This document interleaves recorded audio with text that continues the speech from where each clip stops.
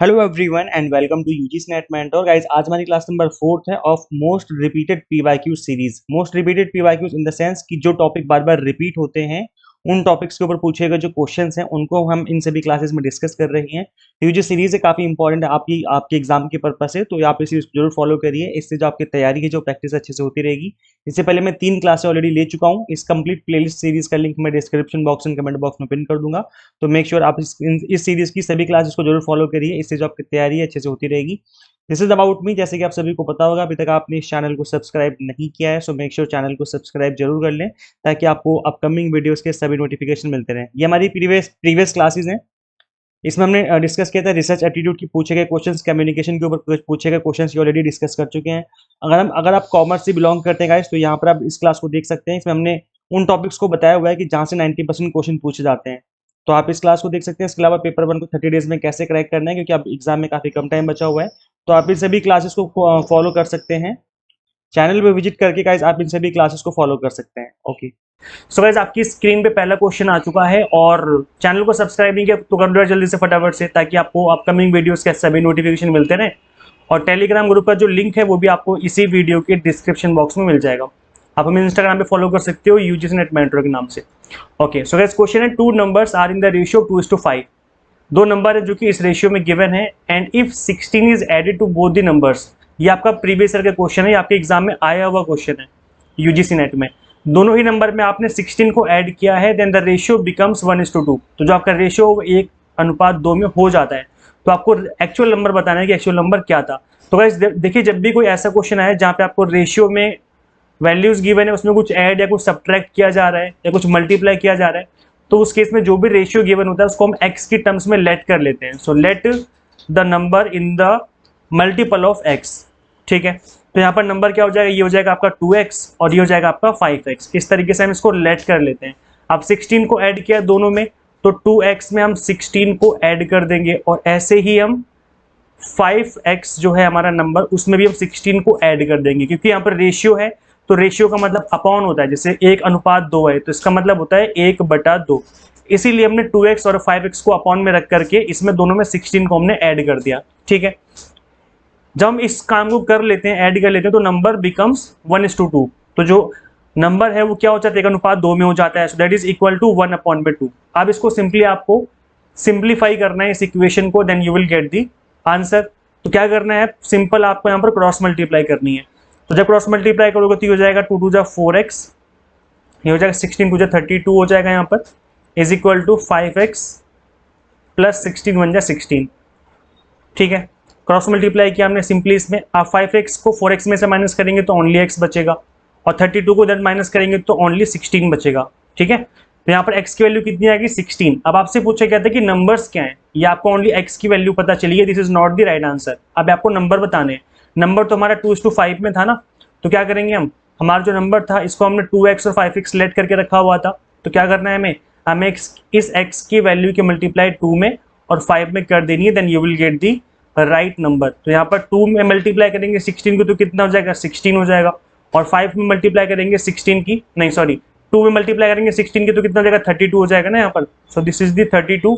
और यहाँ पर 5 की मल्टीप्लाई करेंगे हम 16 में, क्योंकि x की वैल्यू कितनी है, 16 है, तो कितना हो जाएगा, 80 हो जाएगा। सो एक नंबर है आपका 32, दूसरा नंबर है 80। तो 32 और 80, that is option number 1 is the right answer. I hope आपका भी यही आंसर आया होगा और आपको क्वेश्चन समझ में आ गया होगा, बिकॉज ये ऑलरेडी आपके एग्जाम में आया हुआ क्वेश्चन है। तो इस तरीके के जो क्वेश्चन आपके एग्जाम में दोबारा देखने को मिल सकते हैं। आपने कितने क्वेश्चन सही किए इस वीडियो के नीचे बाद में कमेंट करके बताना after watching complete class. So guys this was the first question. Next question आपकी स्क्रीन पे आ चुका है। क्वेश्चन है, differentiation between acceptance and non acceptance of certain stimuli in classroom communication is the basis. क्या लिखा हुआ है कि कक्षा संचार में कुछ उत्तेजनाओं की स्वीकृति और गैर स्वीकृति के बीच अंतर का आधार क्या होता है। तो उसका राइट आंसर क्या होना चाहिए, selective morality, selective expectation of performance, selective affiliation to peer group, और सिलेक्टिव अटेंशन। देखिए गाइज, जब आप टीचर बन जाएंगे, आप प्रोफेसर बन जाएंगे, जब आप कॉलेज या फिर स्कूल में पढ़ा रहे होंगे, वहां पर भी आपके साथ ऐसा होता है कि कंप्लीट क्लास में जो है सभी स्टूडेंट्स, हो सकता है देयर इज अ पॉसिबिलिटी कि सभी स्टूडेंट्स इक्वल अटेंशन आपको पे ना करें। स्टार्टिंग में जो फ्रंट बेंच के बच्चे हैं वो आपको अच्छे से सुने, और जो पीछे के बैक बेंचर्स या फिर जो मिडल में बच्चे बैठे हैं वो स्टूडेंट्स बीच में बैठ करके बातें कर रहे हो, ऐसा भी हो सकता है, या हो सकता है कोई कमेंट पास कर रहा हो, तो ऐसी चीजें भी आपको देखने को मिल सकती हैं।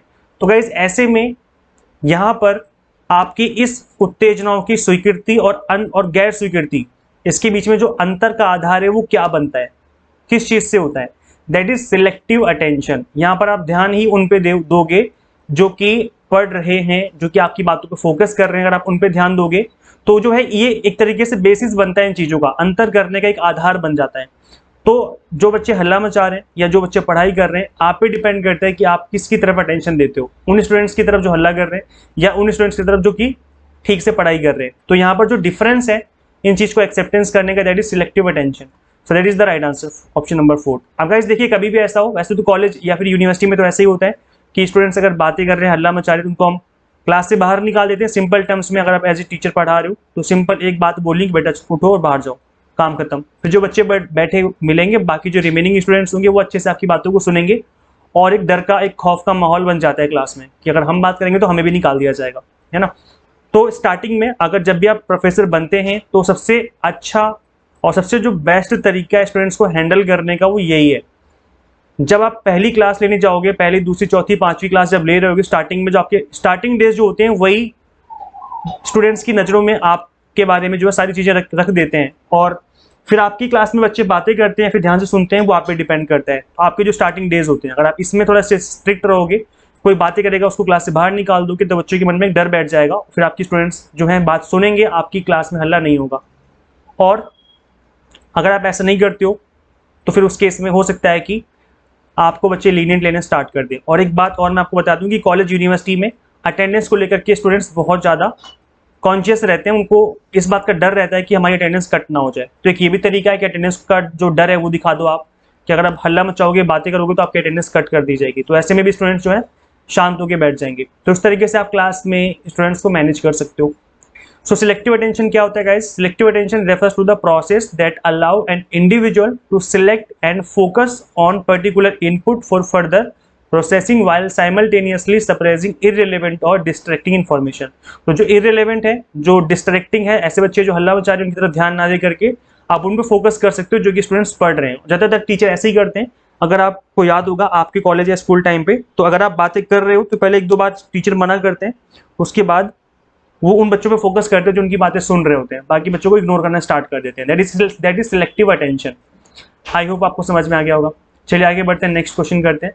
नेक्स्ट क्वेश्चन आपकी स्क्रीन पे असर्शन एंड रीजन वाला क्वेश्चन है, और मैं बता दूं ये इसके असर्शन रीजन की एक स्पेशल वीडियो में बना रहा हूँ, वो जल्दी आ जाएगी। आई थिंक 2 से 4 दिन में मैं उसको आपको अपलोड कर दूंगा। थोड़ा सा वेट कर लीजिए, और मैं थोड़ी सी और इस पर रिसर्च कर लेता हूँ, देन उसके बाद हम इस पर एक कंप्लीट फुल फ्लैश वीडियो बना देंगे। सो असर्शन था, the initial message to students in the classroom by a teacher need not be critical to establish interaction later. क्या बोला जा रहा है? एक शिक्षक द्वारा कक्षा में छात्रों को प्रारंभिक संदेश बाद में बातचीत स्थापित करने के लिए महत्वपूर्ण नहीं होना चाहिए। गाइस देखिए, कई बार ऐसा होता है कि स्टार्टिंग में ना टीचर आते ही बोल देते हैं आपको क्लास में कि आज की क्लास में कुछ इंपॉर्टेंट डिस्कस करने वाले हैं, और आपके मन में कोई डाउट हो तो आप क्लास के एंड में पूछ लेना, है ना। होता नहीं होता, टीचर स्टार्टिंग में कुछ इस तरीके से बेस बना देते हैं क्लास का, या स्टार्टिंग में कुछ भी ऐसा बोल दिया जिससे कि बच्चे अटेंटिव होकर सुनते हैं पूरी क्लास को, फिर एंड में जो भी होता है उसको ध्यान में और रखते हैं। तो कई बार ऐसा होता है। इसका रीजन ये है कि more control over the communication process means more control over what the students are learning. संचार प्रक्रिया पर अधिक नियंत्रण का अर्थ है कि छात्र जो सीख रहे हैं उस पर अधिक नियंत्रण। तो ये बात बिल्कुल सही बोली जा रही है कि जितना ज्यादा आप कम्युनिकेशन प्रोसेस पे कंट्रोल करोगे, स्टूडेंट्स आपकी क्लास में कितना सीख रहे हैं, ये जो है उस बात पे बहुत ही अफेक्ट करता है, उस बात में बहुत इंपैक्ट डालता है। तो ये तो ऑब्वियस सी बात है कि अगर आप क्लासरूम कम्युनिकेशन में कंट्रोल बना के रखोगे तो स्टूडेंट्स समझेंगे आपकी बात को, सीखेंगे। और अगर आपकी बात कहीं और चल रही है, आप 2 बच्चों से लगे हुए बातें कर रहे हो और बाकी बच्चे आपस में बातें कर रहे हैं, तो क्लास में जो लर्निंग प्रोसेस है वो थोड़ा सा अफेक्ट होगा, है ना। तो यहाँ पर जो कंट्रोल करना आपको कम्युनिकेशन को बहुत जरूरी होता है। सो ऑप्शन, तो रीजन जो है वो सही है, लेकिन यहाँ पर इनिशियल मैसेज जो है to students in the classroom by teacher need not be critical to establish the interaction later. तो यहाँ पर क्रिटिकल नहीं होना चाहिए, मतलब ऐसा ना हो कि बहुत ही ज्यादा गंभीर हो जाए, वो बहुत महत्वपूर्ण हो जाए, ऐसा नहीं होना चाहिए। अब आप ऐसा कह सकते हो कि कोई डाउट है तो बाद में पूछ लेना, ऐसा चलेगा, लेकिन इतना ज्यादा कोई क्रिटिकल आप स्टार्टिंग में ना बोल दो ताकि बच्चे फिर क्लास में ध्यान ही ना दे कि आप क्या पढ़ा रहे थे, क्या बोल रहे हो। तो जो ए है वो यहाँ पर फॉलो नहीं करेगा। सो यहाँ पर ए फॉल्स हो जाएगा और R will be the true. So option number A first will be the right answer of this question. Next question आपकी स्क्रीन पे, assertion given to communicate well in the classroom is a natural ability। ये भी आपका previous का question है।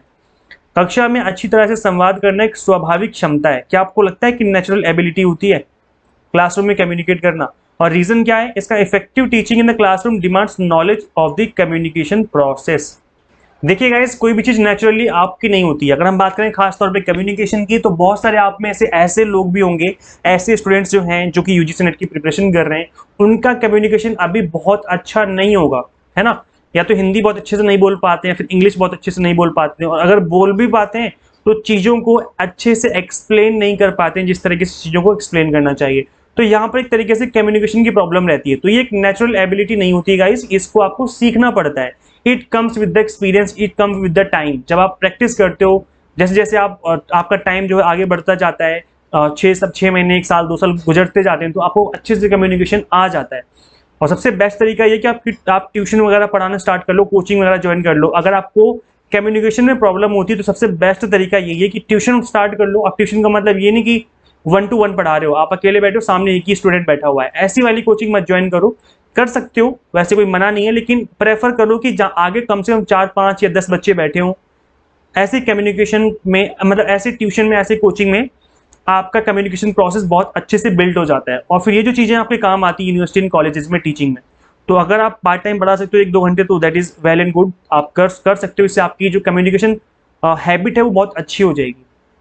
तो यहाँ पर जो ये फॉलो नहीं करेगा, देन रीजन क्या है? Effective teaching in the classroom demands knowledge of the communication process. कक्षा में प्रभावी शिक्षण संचार प्रक्रिया के ज्ञान की मांग करता है। तो बिल्कुल सही बात है कि आपको जितना ज़्यादा कम्युनिकेशन प्रोसेस के बारे में पता होगा, नॉलेज होगी, उतना ज़्यादा इफेक्टिव तरीके से टीचिंग कर पाओगे। यस और नो? तो ये जो चीज़ें हैं आपके लिए बहुत ज़रूरी है समझना गाइस। तो इफेक्टिव टीचिंग के ऊपर हर बार क्वेश्चन बनता है, इसलिए इफेक्टिव टीचिंग से रिलेटेड जितने भी क्वेश्चन, जितने भी कॉन्सेप्ट, उनको आप अच्छे से कर लो, ठीक है? सो यहाँ पर ए जो है वो फॉल्स हो जाएगा और बी जो है वो ट्रू हो जाएगा। सो option number second will be the right answer of this question. Next question करते हैं जल्दी से फटाफट। नेक्स्ट क्वेश्चन आपकी स्क्रीन पे, which one of the following is a key behaviour in effective teaching. Effective teaching के लिए यहाँ पर की बिहेवियर क्या है, क्या जरूरी है? प्रभावी शिक्षण में निम्नलिखित में से कौन सा एक प्रमुख व्यवहार है? अगर आप एक टीचर बन जाते हो और आपसे कॉलेज का प्रिंसिपल आपसे पूछता है इंटरव्यू के दौरान, इंटरव्यू के टाइम पर, कि आपकी इफेक्टिव टीचिंग बनी रहेगी, आप इसके लिए क्या करेंगे? क्या करेंगे इसमें से बताइए। 4 ऑप्शन दे दिया आपको। Using student ideas and contribution, छात्र विचारों और योगदान का उपयोग करना, या स्ट्रक्चरिंग करना, संरचना, इंस्ट्रक्शनल वैरायटी, और क्वेश्चनिंग, स्टूडेंट से क्वेश्चन करना। तो क्या करेंगे आप जिससे आपकी टीचिंग जो इफेक्टिव बनी रहे? टीचिंग इफेक्टिव बनी रहे, याद रखना टीचिंग की इफेक्टिव करने की बात कही गई है। तो आपके अकॉर्डिंग इसका राइट आंसर क्या होना चाहिए? सोचो जल्दी से अपने आप से, मन में फटाफट से। और इस क्वेश्चन का आंसर, स्पेशली इस क्वेश्चन का आंसर आप मुझे कमेंट सेक्शन में बताना आफ्टर वाचिंग क्लास की, क्या आपका इस क्वेश्चन का आंसर सही था? बिकॉज इस तरह का क्वेश्चन जो है आपके एग्जाम के साथ साथ आपके इंटरव्यू में भी इस तरह का क्वेश्चन आपसे पूछा जा सकता है। तो थोड़ा सा ध्यान रखिए इस तरह के क्वेश्चन का गाइस। देखिए यहाँ पर जो राइट आंसर होगा that will be instructional variety, that is निर्देशात्मक किस्म। गाइस देखिए, जब भी हम टीचिंग की बात करते हैं, इट मींस निर्देश, आपको हमेशा निर्देश देना होता है स्टूडेंट्स को कि ये चीजें इस तरीके से होती हैं, आपको चीजों को एक्सप्लेन करना होता है। इसका मतलब आप निर्देश दे रहे होते हो बच्चों को। तो यहाँ पर गाइज, अगर आप चाहते हो कि आपकी जो टीचिंग है वो इफेक्टिव रहे, तो ऐसे में आपको इंस्ट्रक्शन में आपकी वैरायटी लानी पड़ेगी।